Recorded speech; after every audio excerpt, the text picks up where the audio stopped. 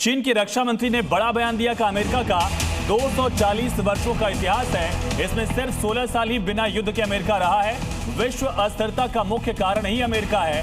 शांति के लिए यूएस बड़ा खतरा है। चीन शांति के लिए यूएस को खतरा मानता है। ये बयान तब सामने आया जब डोनाल्ड ट्रंप से आज पत्रकारों ने पूछा था कि चीन हथियारों की सप्लाई कर सकता है ईरान को। इसको लेकर यूएस प्रेसिडेंट से सवाल पूछा गया। डोनाल्ड ट्रंप ने कहा कि अगर ऐसा चीन कर रहा है तो चीन के लिए अच्छी बात नहीं है। और उसके कुछ ही घंटों के बाद चीन की तरफ से भी बड़ा पलटवार।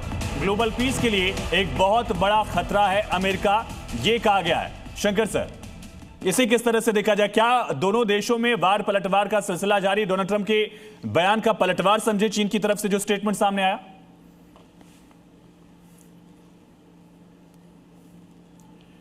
देखिए, ये कहना बड़ा कठिन है।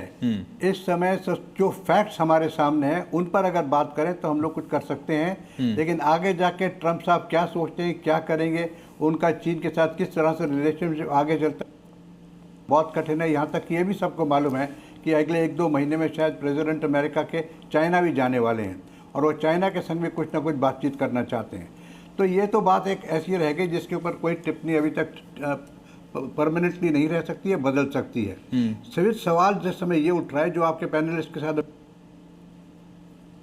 जी शुक्र सर, शायद कोई टेक्निकल इशू, आवाज आपकी बार बार रुक जा रही है। ये है हाँ, प्लीज बोलिए सर, प्लीज। हाँ, चलिए रिजवी साहब, जो मेरा सवाल आपसे था, हॉर्मुज को लेकर स्थिति साफ नहीं हो पा रही है। क्या ईरान हॉर्मुज को आम देशों के लिए, सभी देशों के लिए खोल रहा है या फिर अभी भी उसकी टर्म्स कंडीशन जारी है?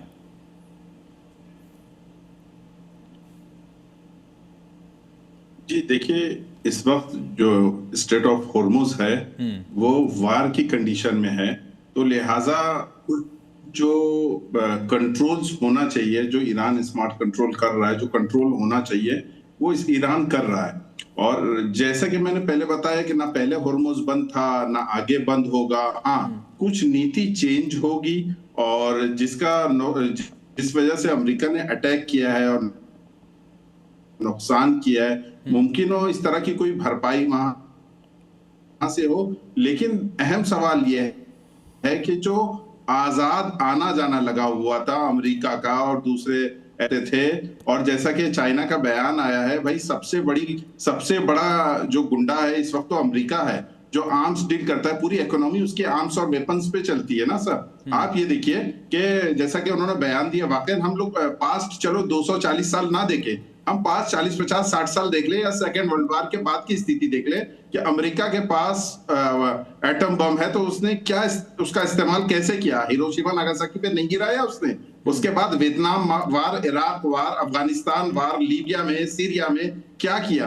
तो कहने का मतलब यह है, क्योंकि देखिए इस वक्त कंडीशन ऐसी है कि हॉर्मुज जो है वार की स्थिति में है, लिहाजा अभी जो कंट्रोल है वो पूरा ईरान के बाद रहेगा। हाँ, फ्यूचर में कैसा रहेगा वो नीति तय करती है कि ईरान जो है जो भी करेगा, मेरा मानना यह है कि ईरान जो भी करेगा इंटरनेशनल लॉ के हिसाब से करेगा और उसको सामने रखकर करेगा। लेकिन कोई ये चाहेगा कि हॉर्मुज को, स्टेट ऑफ हॉर्मुज को जोर जबरदस्ती या आर्मी या नेवल आर्मीज के बेस पे करवा ले, तो ये मुमकिन नहीं है।